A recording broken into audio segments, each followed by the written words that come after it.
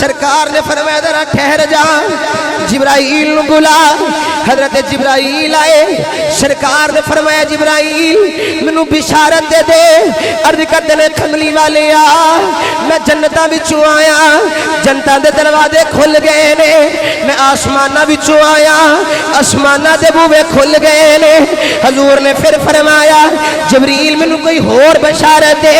عرض کیتی کملی والے حوراں نے لینا بنا لیا نے، فرشتے لینا بنا کے کھڑے ہو گئے نے، تواڈے استقبال دا انتظار کر رہے نے۔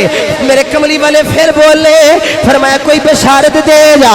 حضرت جبرائیل عرض کرتے نے کملی والے اللہ بھی تواڈا انتظار کر رہا ہے، اللہ بھی انتظار کر رہا ہے۔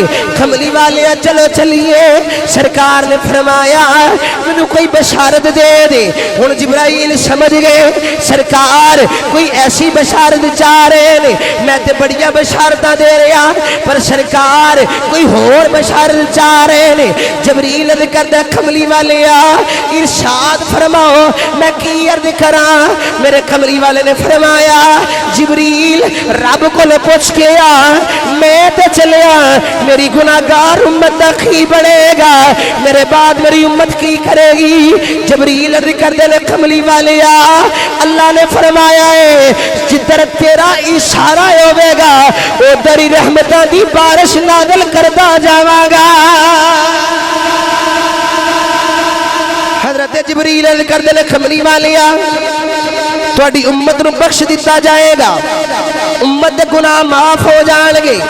سرکار پھر اندے نے دوبارہ بشارت دے۔ عرض کیتی کملی والے کی بشارت دیا؟ فرمایا میری امت دے گناہ کیویں معاف ہون گے، میری امت دے گناہ کیویں بخشے جان گے۔ عرض کیتی کملی والے جیڑی تواڈی امت دا فرد کوئی بھی مرن تو پہلا توبہ کر لے رب دے گناہ معاف کر دے گا۔ سرکار نے فرمایا میرے کیڑے غلام نو پتا ہے کہ میں کدوں مرنا ہے؟ اللہ نے فرمایا سونے پریشان نہ ہو، جدو موت دا گرگرا آئے گا اجے ساہ نکلیا نہیں ہوئے گا، جڑا ادو بھی آکھے گا مولا میں گناہگار ہاں، میں وہ دے گناہاں ول نہیں دیکھاں گا، رحمت دا قلم پھیر کے بخشش عطا کر دیا گا۔